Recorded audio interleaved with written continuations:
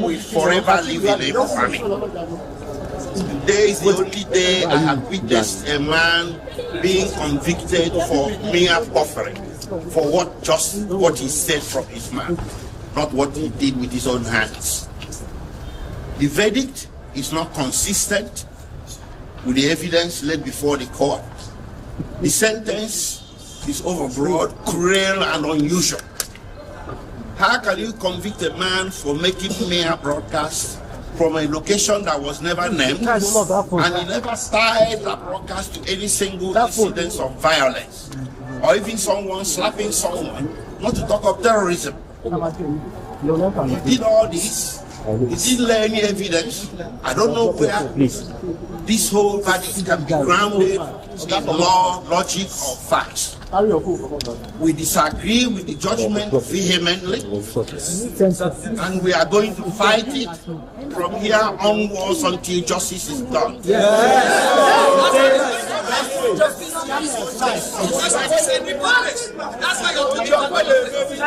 Judgment, politics is based on some tribal, primordial sentiments. Just because Mazi Nnamdi Kanu is Igbo. An Igbo man has become the person in Nigeria that should be trampled upon. I'm not saying this because I'm Igbo.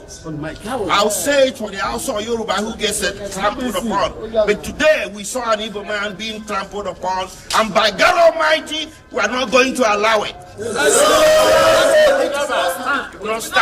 Nobody is going to trample on me.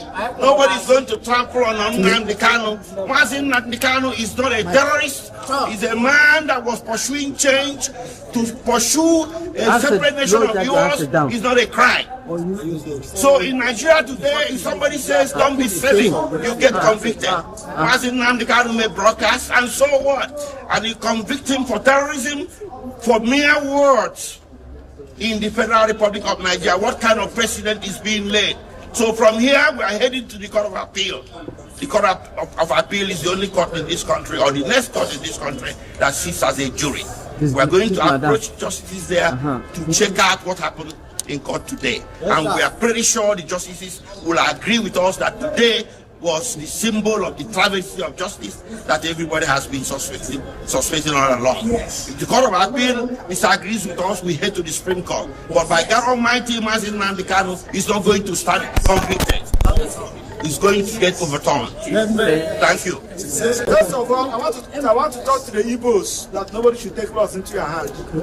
I'm assuring you, this judgment is predicated on anger. Thank God that the judgment was streamed live and everybody watched it. You will see the anger in delivering the judgment, and it's not predicated on law.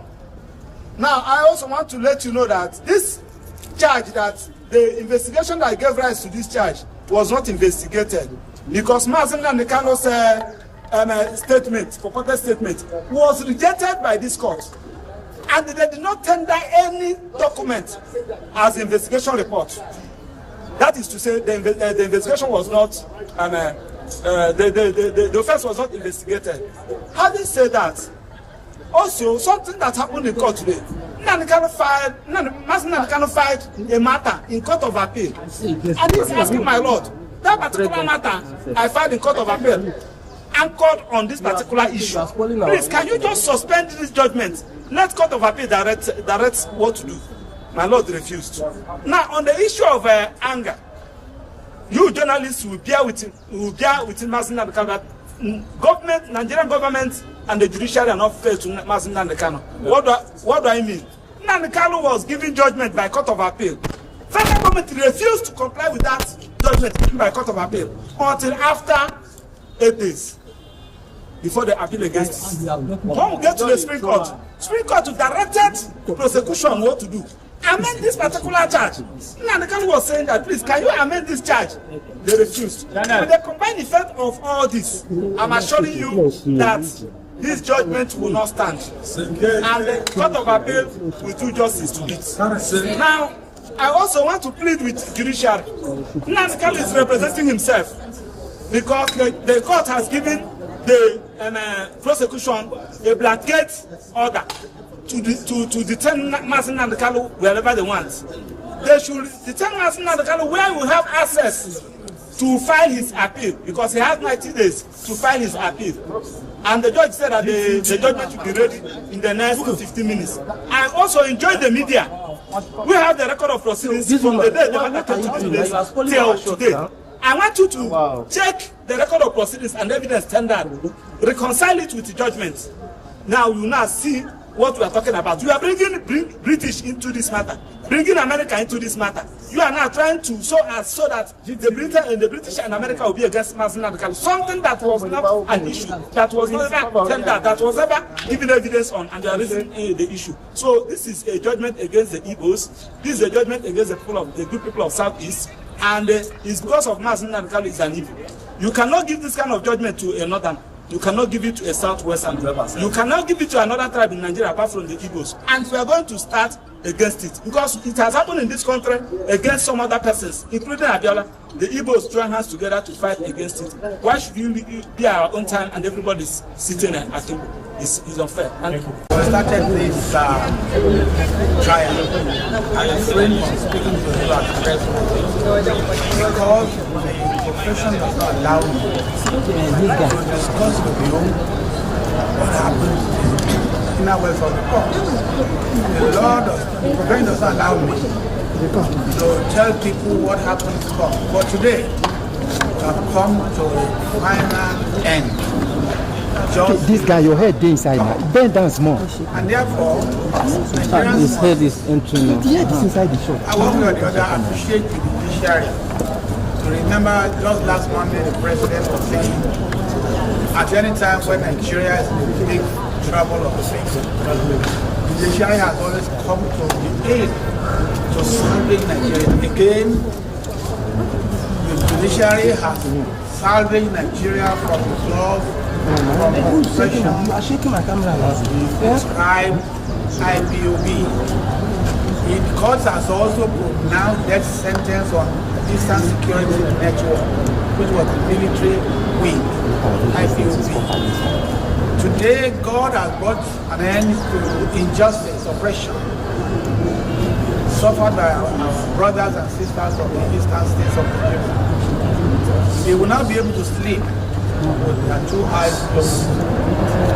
What is important is that every Nigerian must consider issue of security as his personal business. When you look away, when you compromise, or when you show fear, you are encouraging the miscreants, the vandals, the criminals, the terrorists to fester.